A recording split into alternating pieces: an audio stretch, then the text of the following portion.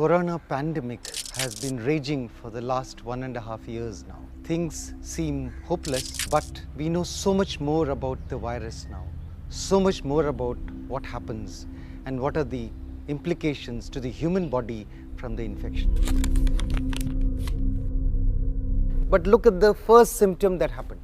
And the first symptom that happened may be sore throat, irritation in the throat, cough, fever, body ache, headache.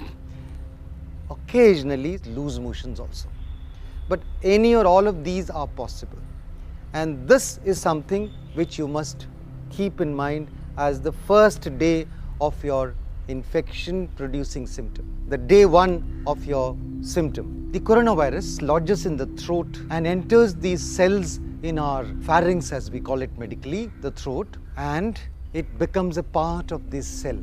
It becomes a part of the cell because it overcomes the cell metabolism to its own advantage and uses the cell to multiply and make its own replicas.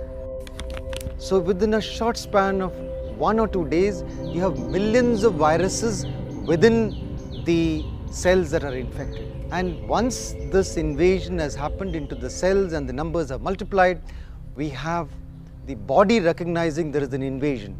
The body then fights. Body fights by producing what are known as antibodies.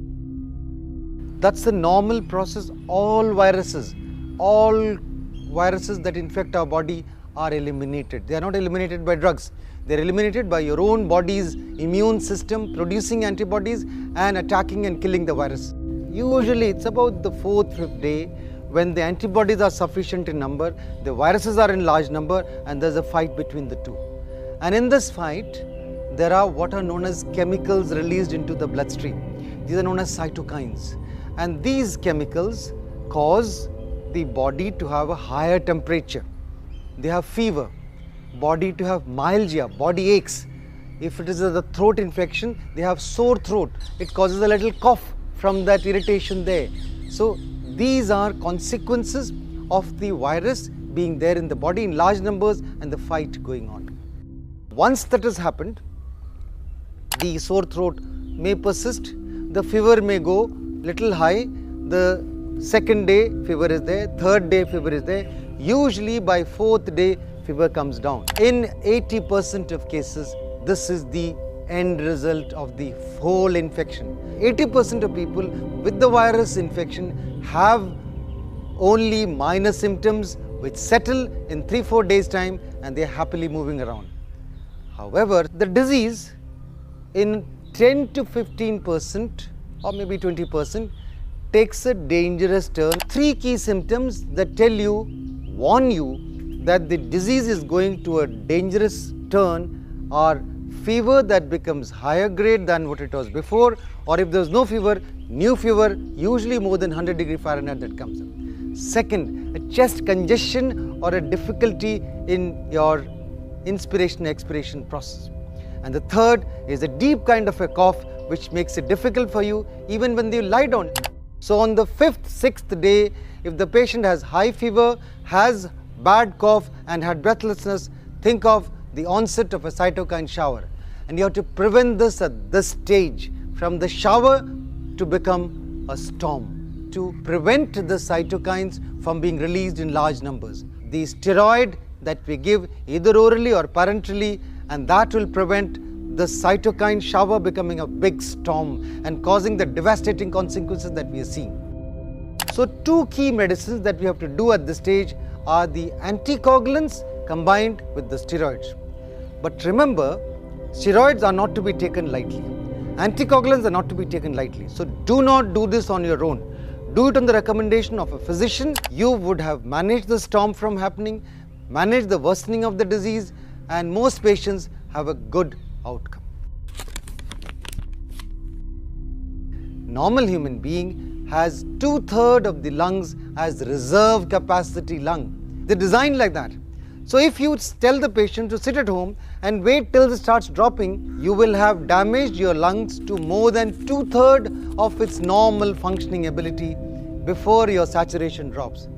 Then you rush to the hospital, then you have to be on oxygen, and invariably you go on to the ventilator. That's a catastrophic outcome. Don't wait for that. Don't sit at home with this digital sensor. Steroids suppress immunity, so you can cause infection. So when you started the steroids on the 5th day or 6th day, dramatically they become better. Oh, their fever is gone next day. Their cough is better. They feel better. They are stronger. They are okay, especially in the elderly, especially those with poor immunity. By around 4th day of steroids, they start having fever again. Oh, no, virus has come back. It's not the virus that has come back. Because the immunity is suppressed, the normal bacteria in our lungs, they attack our body and cause pneumonia. This time it is bacterial pneumonia. So this phase of infection is a bacterial infection which needs to be covered with antibiotics.